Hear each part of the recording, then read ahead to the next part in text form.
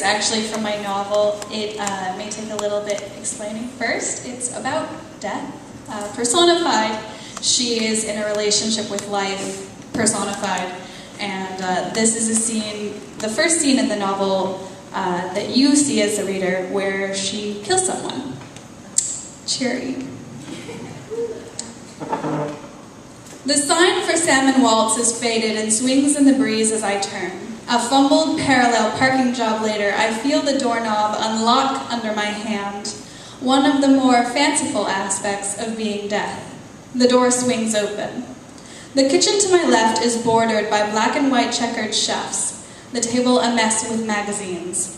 My eyes scan the room as I hear the upstairs occupant making her way to the bathroom, then downstairs. The air is thick with the smell of coffee. My stomach growls.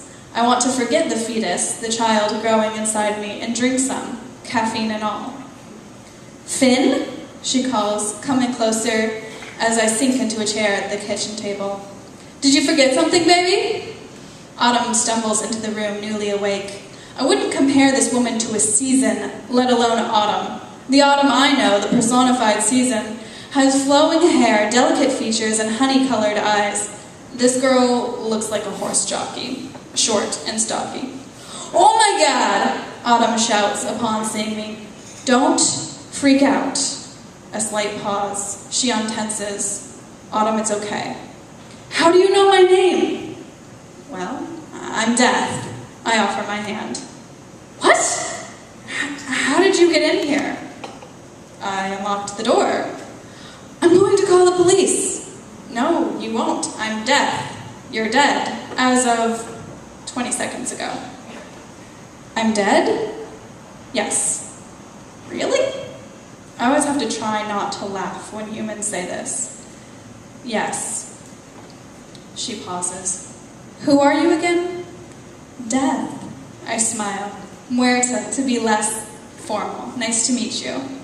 I can tell she doesn't believe me. I point to a pot of Gerbera daisies by her front window. They instantly wilt. "Like I said, dear, death." Autumn stares at my hand and doesn't take it.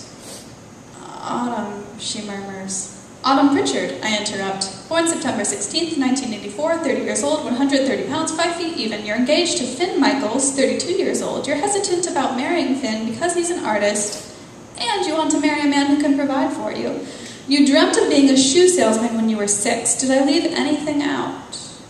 Her lips form a small O. "I'm not dreaming." I reach out and pinch her. "Ow!" "No, you're not dreaming." "Is there anything I can do to stop being dead? Can I win a game against you?" "That's just a myth, dear." "Can I pay you? I have some money." "No, Autumn, you can't pay me." I always grab the cash on the way out. She sinks into a chair at the table, head in her hands. "You're not kidding, are you? This isn't a prank." She sighs again. I march to her cupboards and pull out a mug. I fill it with still warm coffee from the maker. She rises weakly, as if by instinct, digging for the coffee creamer in the fridge. She hands it to me and I pour it, stirring with the spoon she provides, and hand her the mug. But I thought, I drink decaf these days. "Anyway, are you okay?" She nods, shakes her head, shrugs, and starts sobbing. I steel myself as she cries. Her shoulders and hands shake uncontrollably. I stare at the clock. 10 minutes already? More time on the clock means more pay. The clock ticks exactly 60 seconds. She slowly ceases crying. I hand her one of the many handkerchiefs in my purse.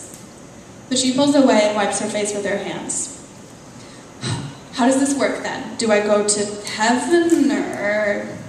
"There is no heaven or hell." "No?" She looks incredulous. The doorframe proudly boasts a crucifix. "Catholics always have the hardest time." "No, there's just death. There are no demons and there are no angels. But there is a God." "Well, there's a God, yes, but he's kind of like the Queen of England. He doesn't actually judge you." "Who does?" Her eyes are puffy. No one. You go to the afterlife and die, like going to sleep. There are no guys floating around in robes, playing harps and singing hallelujah. She grips her arms. They've grown more transparent in the past minutes. The clock in the hall gongs. So, what's next? She whispers. You're already dead, I say. God didn't give a cause of death. I have to figure it out. I scan the kitchen for potentials. For now, you're a ghost. You have until your funeral to haunt. You can attend your funeral, hear what everyone has to say, you get closure, and then you can say goodbye to people and places, and then I pick you up. Couldn't I have said goodbye before? No. You'd have given hints. No one is allowed to know beforehand. She scratches her neck. If she were alive, her neck would have red streaks. Now I'm having trouble seeing the neck in great detail. Then I drop you off at Hades. People there will take care of you from there on out. Do you understand? She shrugs and folds her arms around her knees, pulling them to her chest. An emerald engagement ring glitters on her hand. I look away, feeling voyeuristic. And when I haunt, you aren't allowed to speak to them. Finn won't be allowed to hear you. It's the most asked question during this process, and the reason humans fascinate me. They have their whole lives to say something, and then, when they can't, that is the time they want to try. I know you want to talk to your fiancé, Finn, but you can't. She blinks back tears. I attempt to smile, marveling at the dichotomy. I am her worst enemy, but her closest and only friend now. Her hesitant smile back makes my heart ache. Something about humans has been appealing to me lately. They've become endearing, and it makes my job difficult. I close my eyes and point. There's a thud, her head hitting the table. I breathe deep and open my eyes just in time to watch her thick ghost leave the room, running away from me as fast as possible. Bye, I mutter after her, under my breath. Autumn's body is slumped, a deflated balloon, her face slackening as much as a 30-year-old's face can slacken. I clench my teeth and swallow hard. The room's amenities, table, chair, spice rack, oven. Oh, okay, I exhale, rubbing my hands together. How do we do this?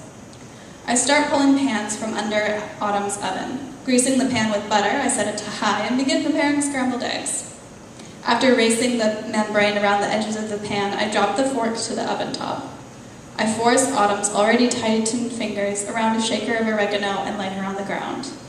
I measure the distance between the spice rack and the table with my feet, and slide her body over 4 inches. I grimace as her shirt catches on the floor and her arm rises, cracking. The bones grind. Guilt fills my chest. I hate house calls. For the greater good, for the greater good, for the greater good. I chant in my head as I break the back chair leg and lean it haphazardly across her body. I wait for the eggs to burn and accrue smoke before laying my hands on her neck. No pulse, of course. I jerk her neck quickly, squeezing eyes shut as I hear the series of pops. My stomach lurches. The fetus inside me threatens a reprise of this morning. Sickness. I ignore it. I stare at Autumn again. Though dead, she doesn't look right. Had I misfired? Her eyes are glazed over, but something other than the parasite in my belly turns within me. I shrug. Good enough. Leaving the skewed body, I head upstairs. In the sheets of smoke, it's hard to find her wallet. Eventually, I locate a thin red billfold on the dresser. 20, 40, 60, 80. Normal cash for a woman to carry. The black jewelry case holds a diamond ring and a gold bracelet. I drape them into my purse and stomp back down the stairs. Already, smoke has filled the kitchen, and the smoke detector blares. I cross myself in front of the crucifix before flinging open the door, locking it behind me. I drive towards downtown and dial 911, trying not to think about the unsure feeling in my stomach. She doesn't look quite right. I blame the hormones and push on the gas pedal harder, putting on a fake voice. Hello, this is Simone Monterey. I live in Simon Waltz, and my neighbor's smoke detector has been going on and off for a while now, and she's not answering my calls. I'm a little worried something might have happened to her. Thank you all so much.